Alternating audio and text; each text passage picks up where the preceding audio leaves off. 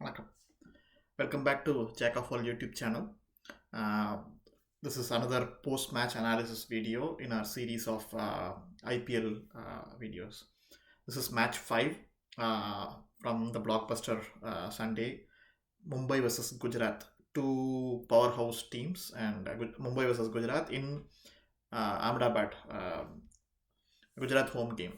So we had predicted Mumbai winning this game, but the outcome was Gujarat won it by 4 runs. A small margin. Gujarat won it by 4 runs, and there are a few reasons that I think contributed to how it turned out. அதை பற்றி டீட்டெயில்டாக பார்க்கலாம். But before that, if you like our content, please support பண்ணுங்க, like, share and subscribe, and any of your viewpoints, please comment section போடுங்க. We can discuss further. All right. Going into the game, we had predicted a Mumbai 11 and a Gujarat 11, and also predicted an outcome. Some of them happened. Some of them were weird picks. We rated Mumbai really high because they have a lot of bases covered. But I think in this game, couple of things. One, team selection. The second one was how they executed it also. I think both of them, at least to me, didn't make a lot of sense. In our we had highlighted that Mumbai one of the weaker aspects might be spin department, because Piyush Chawla as the primary spinner does not have much support, right? So they utilized Shams Mulani and Namandir, right? So I think that was his debut game. So it was almost like they tried to use 3 spinners, Piyush Chawla, Shams Mulani and Namandir, 3 பேரை வச்சு I think ஒரு 1.5 spinners கொண்டு வர try பண்ணியிருக்காங்க, and it didn't work. And the other thing I thought was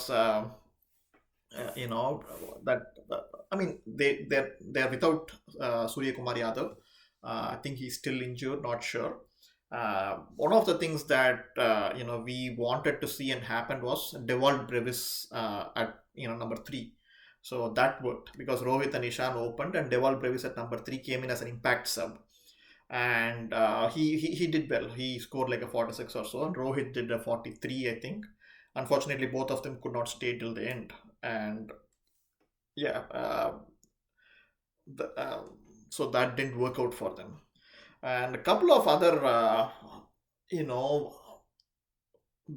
we had predicted Mohammad Nabi and Romario Shepherd to play in the first 11, but that didn't happen. And part of the reason we picked Romario Shepherd was pre-match report ellame Gerard Coetzee was not match fit அப்படிங்கிற மாதிரி தான் இருந்தது. So that was my impression too. But apparently he is match fit, and so if Gerard Coetzee is match fit, then he slots into the primary 11 because he gives a lot of, he bowls with quite a bit of pace, and so he's definitely a raw talent. So Gerard Coetzee, as Mark Boucher is also the coach, right? South African. So Gerard Coetzee, he would have seen in close quarters. So because Gerard Coetzee was fit, so he fits into the primary 11 immediately. The other thing, they picked Luke Wood. Luke Wood is a left arm bowler, but this is where my problem is. Luke Wood actually when he bowled in the power play, he actually got some uncomfortable bounce to Rithiman Saha and all that. So good length nalla bounce irundhathu, but Hardik Pandya used him for only 2 overs. And the other issue I have is that, see, Hardik Pandya opened the bowling. I'm not complaining about that, because the T20 matchல உங்களுக்கு 3 to 4 ஓவர்ஸ்க்கு மேலே swing இருக்காது, right? Even for bowlers like Trent Bolt or Bhuvneshwar Kumarக்கு power play, அதனால தான் they try to maximize the power play. They try to bowl 3 overs within the power play, because if there is swing until the 5th over or something like that, they can still extract that, right? So Hardik Pandyaவும் if he has to bowl in the power play na, he depends on swing. So I understand why he bowled the first over, because so that if there is any swing, he can maximize it. But when you have frontline bowlers like Gerard Coetzee and Luke Wood, Jasprit Bumrah. Bumrah, of course, he used his 4 overs. But அப்படி இருக்கும்போது you don't understand the point behind Hardik Pandya bowling 3 overs. Okay, so you tried your power play, probably 2 overs is good enough, right? And if it's not swinging in your first and second over, it's not going to magically swing after that, right? So as a captain or captainனா வந்து எல்லாமே தானே பண்ணணும் அப்படின்னு ஒரு it's not like you got to do everything, right? As a captain, you got to understand your resources and see where you can strategically use those resources and see where you can contribute along with it, because cricket is a team game, right? So you got to ஒரு primary 11 pick பண்ணிருக்கீங்கன்னா you got to be able to trust them. You picked Luke Wood and used him only for 2 overs, in spite of him getting good bounce and movement in the power play. So that was a sticking point. And then like I said, even in the selection level, the spinners, Piyush Chawla supported by Shams Mulani, it was not a threat at all. So if you do a direct comparison between Mumbai spinners and Gujarat spinners, Mumbai வந்து 3 spinner வச்சு they bowled only 7 overs. Okay, in 7 overs they went for 68 runs, so that's almost 9.5 runs an over, right? Whereas you look at the flip side, Gujarat, Rashid Khan and Sai Kishore both gave phenomenal control, right? 8 overs between them, 47 runs, so less than a run a ball. So that proves crucial. So especially when spin is already a weaker department, why would you go in and bring in inexperienced people and try to and you're basically denting their confidence also. So I still think Mohammad Nabi would be a much better suited spinner and also lower order hitter. See, even before the IPL, Mark Bocher said we don't have to use 4 overseas, right? So okay, that's a theory, but you don't have to absolutely stick with it, right? So the other thing Hardik Pandya did was batting பண்ணும்போது Rashid Khan still had an over left. So அப்போ வந்து Hardik Pandya ideally should have come in and batted, especially Indian player plays spin better. Plus Hardik Pandya was Rashid's captain in Gujarat team the previous 2 years. So nets la face பண்ணிருப்பார். So Hardik Pandya was better equipped to play Rashid Khan. But in spite of that, Tim David came and Hardik practically came in like the 19th over and hit a couple of shots. Hardik should not be playing at 7, right? So Hardik should not be bowling 3 overs when he's unsuccessful, and Hardik should not be playing at 7, right? So this is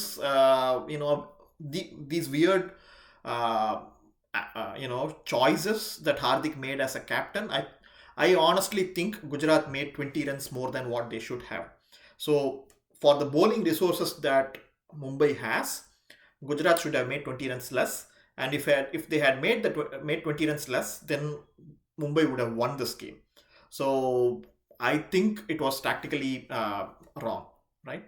And moving on to Gujarat, like I said, their spinners gave them amazing control, right? So 7 overs, 8 overs between them for 47 runs is phenomenal. And then also their death bowling, Mohit Sharma and Spencer Johnson and Umesh also, all of them bowled very well in the death. The last 6 overs, I think Rashid also I think bowled 1 over in the death. So they all collectively bowled very well, right? And the other thing, they used Omar Zai. I think got them like 2 wickets or so. But his selection over Kane Williamson still puzzles me, because see, Omar Zai probably gives you a batting and bowling option, but is he a match winner? I don't know at this point. So you got to look at the probabilities, right? So 4 out of 5 times Kane Williamson will probably deliver for you. Omar Zai maybe 2 out of 5 times. So you got to look at your choices.